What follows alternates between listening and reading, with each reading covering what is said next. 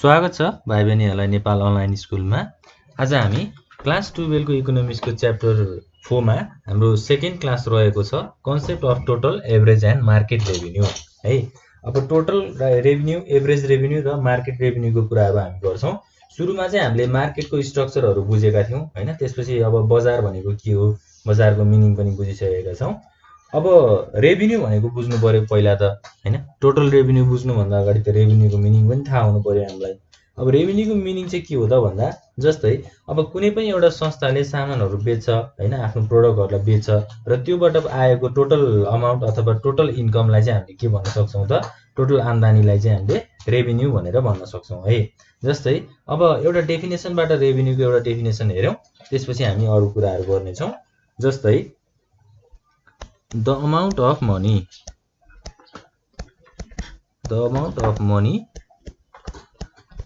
that a firm receives from selling a quantity of products is called revenue। ल यो डेफिनेसनले पनि के भन्यो त, कुनै पनि सामानहरु कुनै पनि अब प्रोडक्टहरु बेचिसकेपछि त्योबाट आउने पैसालाई चाहिँ हामीले रेभिन्यू भनेर भन्छौं। जस्तै अब एक्जाम्पलमा लिन सकिन्छ, जस्तै if a firm produces 10 kg of rice, कुनै एउटा संस्थाले चाहिँ 10 किलो चामल उत्पादन गर्छ र एन्ड सेल्स देम, र त्यसलाई बेच्छ, सेल्स देम। अब जस्तै अब 10 केजी राइसको चाहिँ उले टोटल प्राइस चाहिँ कतिमा बेच्छ त, टोटल प्राइस इज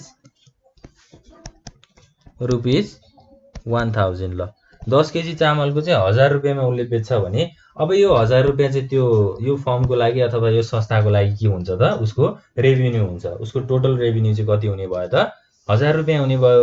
जुन सामान उले प्रोड्युस गरेको छ त्यसलाई बजारमा उले मूल्यमा बेचिसकेपछि त्यो मूल्यलाई नै हामीले रेभिन्यू भनेर बुझ्न सक्छौं। अब रेभिन्यू भयो। अब टोटल रेभिन्यूको कुरा गरौँ। टोटल रेभिन्यूलाई कसरी क्याल्कुलेट गर्न सकिन्छ, यसको डेफिनेसन पनि के हो त्यो बुझौं है। टोटल रेभिन्यूलाई चाहिँ हामीले कसरी बुझ्न सक्छौं त भन्दा, टोटल रेभिन्यूलाई हामीले टीआर भनेर पनि डिनोट गर्न सक्छौं। सर्ट फर्ममा चाहिँ हामीले यसलाई टीआर पनि भन्न सक्छौं। जस्तै it is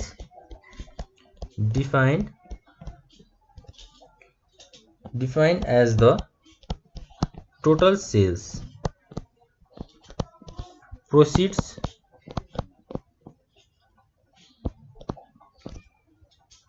of a firm, कुनै पनि संस्थाको टोटल सेल्स, टोटल बिक्री भएको, जस्तै टोटल सेल्स फ्रम अ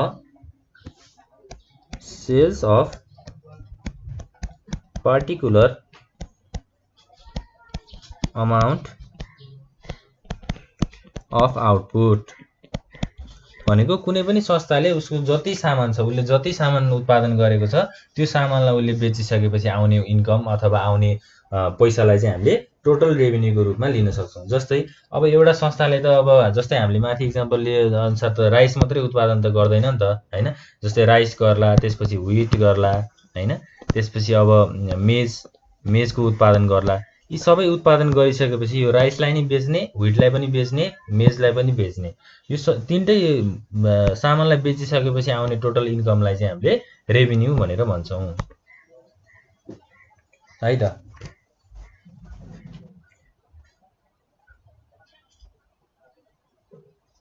अब टोटल रेभिन्यूको हामीले म्याथमेटिकली यसलाई कसरी हेर्न सकिन्छ त्यो पनि हेरौं। जस्तै म्याथमेटिकली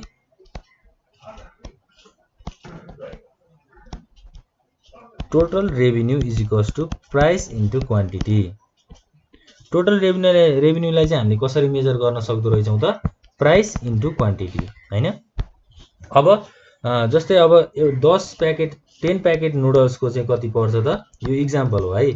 10 प्याकेट्स नुडलको चाहिँ रुपीज 100 रुपैयाँ पर्छ भने अब यो एउटा संस्थाले 10 प्याकेट नुडल बेच्यो भने त्यो अब त्यसको टोटल रेभिन्यू हामीले कसरी निकाल्न सकिन्छ त, 10 भनेको क्वान्टिटी भयो र 100 भनेको के भयो त प्राइस भयो नि।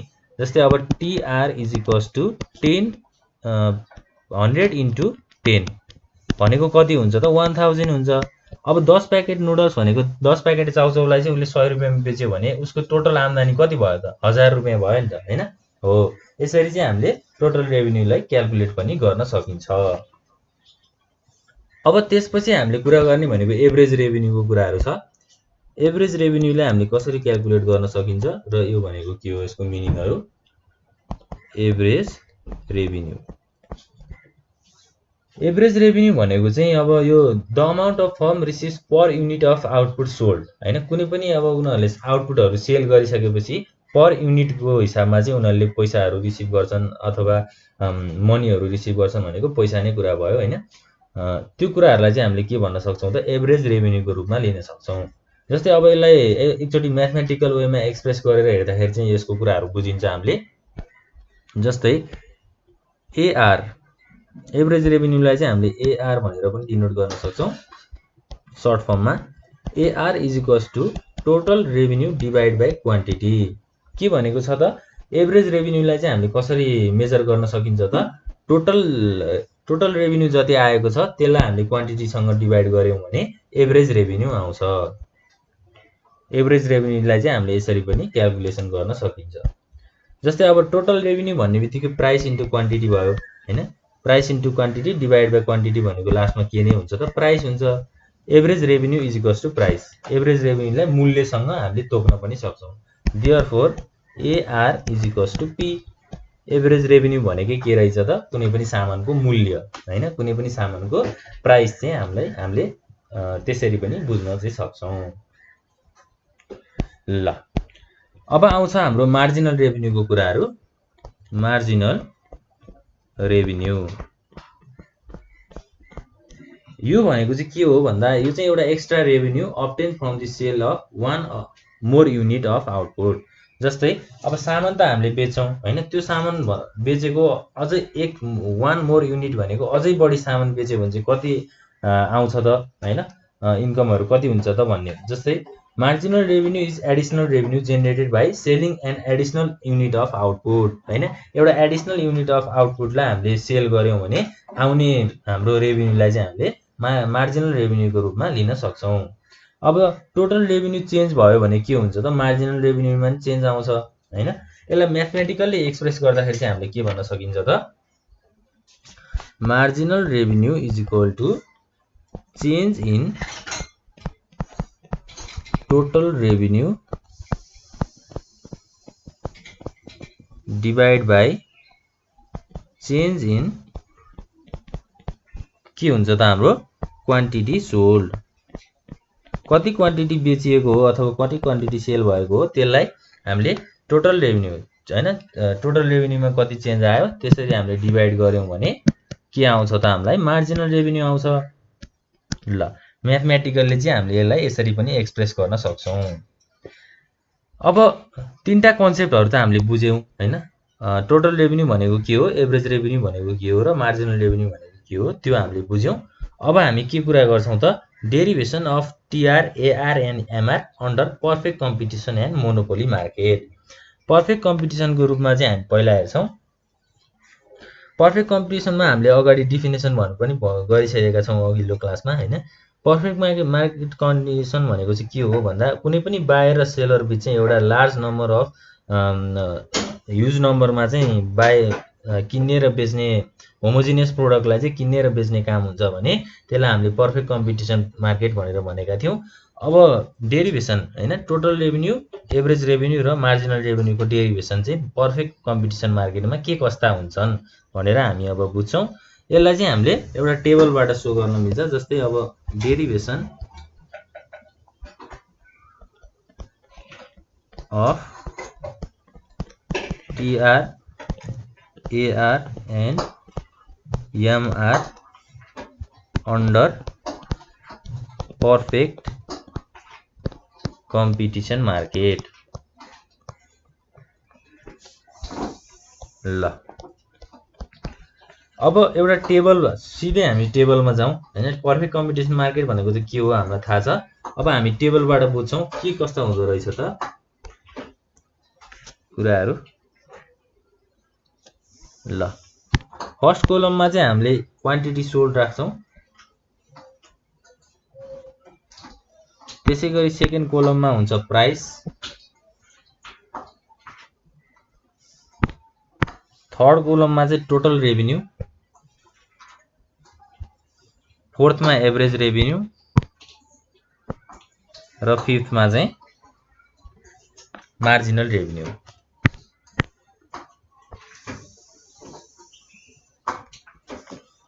क्वान्टिटी सोल्ड,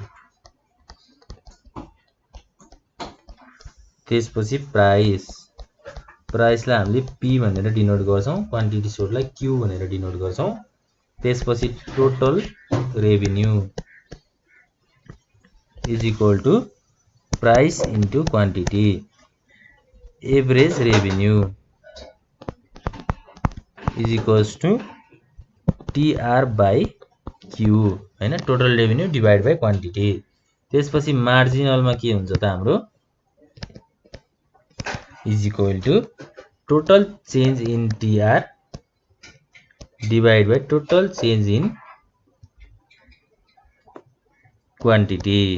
ल अब क्वान्टिटी सोल्डमा फर्स्टमा 1 युनिट सोल्ड भएको छ र यसको प्राइस 10 रुपैयाँ छ।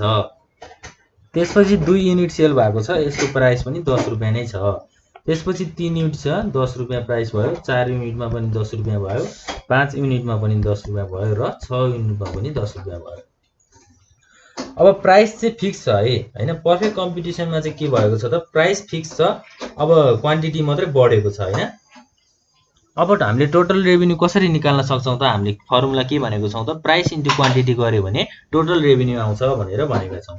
जस्तै अब यहाँ 10 हुने भयो, 2 इन्टु 10 भनेको 20, 3 इन्टु 10 भनेको 30, 40, 50 र 60, यो भनेको टोटल रेभिन्यू।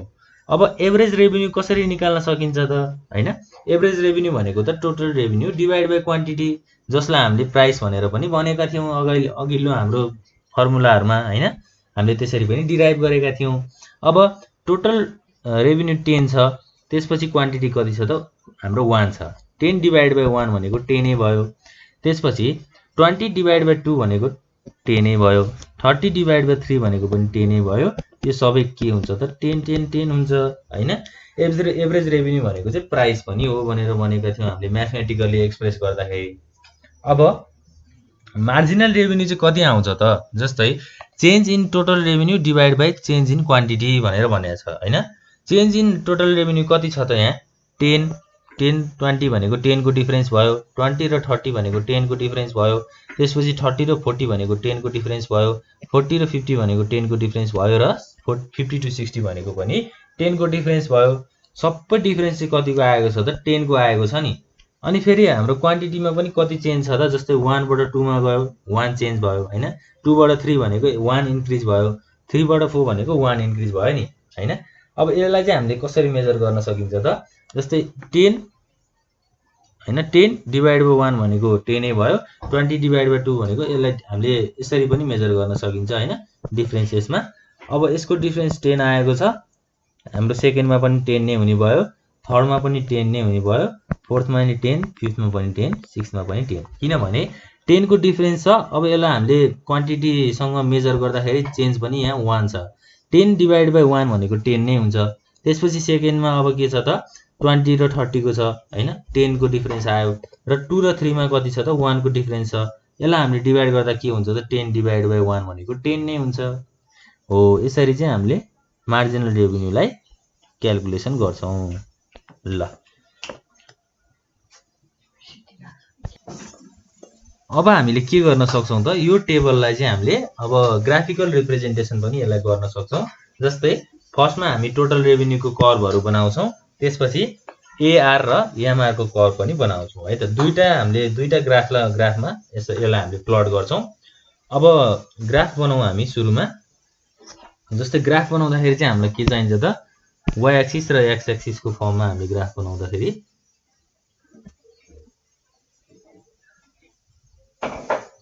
ल यो चाहिँ हाम्रो अलि ठुलो बनाउँदाखेरि चाहिँ हामीलाई सजिलो हुन्छ होला है। ठुलो ग्राफ बनाउँदाखेरि ल यो भयो, यो y एक्सिस भयो, यो x एक्सिस भयो हैन। त्यसैगरी अब हामीले y एक्सिस मा चाहिँ टोटल रेभिन्यूको कुराहरु गर्छौं। टोटल रेभिन्यू, त्यसपछि x एक्सिस मा चाहिँ क्वान्टिटी। क्वान्टिटी कति सम्म छ त हाम्रो 1 2 3 4 5 6 1 2 3 4 5 6 हैन। अब टोटल रेभिन्यू चाहिँ कति सम्म पुगेको छ त 10 देखि 60 सम्म पुगेको छ म्याक्सिमम भनेपछि 10 20 30 40 50 60।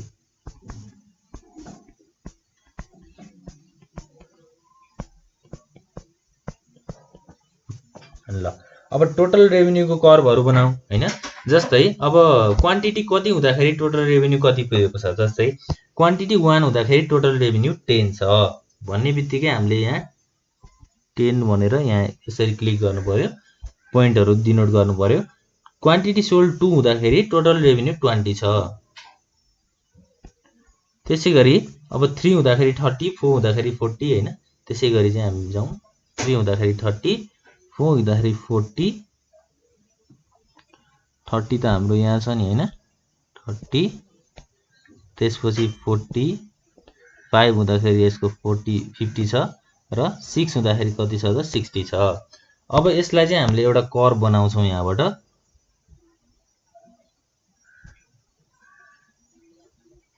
यो चाहिँ के भयो त एउटा टोटल रेभिन्यू कर्भ भयो। जस्तै हामीले यहीँबाट चाहिँ लिन सक्छौं। यहाँबाट लिँदाखेरि चाहिँ हाम्रो अलिकति यहाँ मिलेको छैन। यसलाई स्ट्रेट लाइन कर्भ गर्दाखेरि यसरी हामीले लिन सक्छौं। ल यो चाहिँ हाम्रो के भयो त टोटल रेभिन्यू कर्भ भयो। अब यसैगरी हामीले एआर र एमआर को पनि कर्भहरु बनाउँछौं। एआर र एमआर को कर्भ बनाउँदाखेरि चाहिँ कस्तो स्टेटको कर्भहरु बन्न सक्छ त हामीले इमेजिन गर्दाखेरि। जस्तै एआर भनेको 10 को लेभलमा छ सबै हैन। प्राइस भनेको पनि सबै 10 मा फिक्स छ भनेपछि y एक्सिस र x एक्सिस भयो एआर एन्ड एमआर। त्यसपछि यता क्वान्टिटी, क्वान्टिटी त हाम्रो 1 2 3 4 5 6 नै हुने भयो। 6 वटा क्वान्टिटी छ हामीसँग, 6 युनिट 1 2 3 4 5 6। अब एआर र एमआर चाहिँ कति छ त, जस्तै अब यसको चाहिँ भेरिएसन हुन सक्छ। जस्तै 5 7 10 12 हैन 5 7 10 12। अब के भएको छ त एआर र एमआर को चाहिँ रिलेसनशिप हेर्दाखेरि सेम छ हैन। 10 10 छ, यसमा पनि 10 छ भनेपछि अब यो एउटै लेभलमा हुने भयो यसको कर्भ हैन। जस्तै 10 मा सबै 1 युनिट को पनि 10 मै हुने भयो, 2 युनिट को पनि 10 मै हुने भयो, 3 युनिट को पनि 10 मै हुने भयो। यसरी हामीले 6 युनिट सम्म जाँदाखेरि यसको के हुन्छ त एउटा लेभलमा चाहिँ स्ट्रेट कर्भ बन्छ। यसलाई चाहिँ हामीले स्ट्रेट, यो के भयो त हाम्रो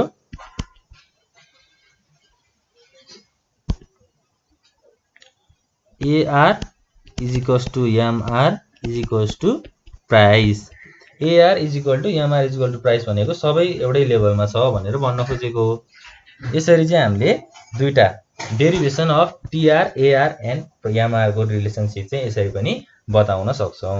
ल अब यो टेबल हामीले बुझ्नु पर्यो, टेबलमा के भनिएको छ पहिला हैन। अब फर्स्टमा त हामीले आज के कुरा गरेका छौं त हाम्रो concept of total average and market revenue हैन। त्यसका डिफिनेसन्सहरु र हामीले मेन अब एक्जाम्पलमा बुझ्नु पर्यो भनेको यही टीआर को कुराहरु, एआर को कुराहरु, एमआर को हो। यसलाई म्याथमेटिकली हामीले यसको फर्मुलाहरु पनि जान्नु पर्ने हुन्छ र एक्जाममा यो क्वेशनहरु सोध्यो भने यसरी टेबल बनाएर यसरी ग्राफमा प्लट गरेर आफ्नो क्वेशन्सहरु कम्प्लिट गर्नु होला हैन। यति भन्दै अब आजको हाम्रो टपिक चाहिँ लगभग यहाँ सकिएको छ। अर्को क्लासमा चाहिँ हामी मोनोपोली मार्केटको कुराहरु लिएर आउने छौं। यति भन्दै आजको क्लास यही इन हुन्छ। Thank you.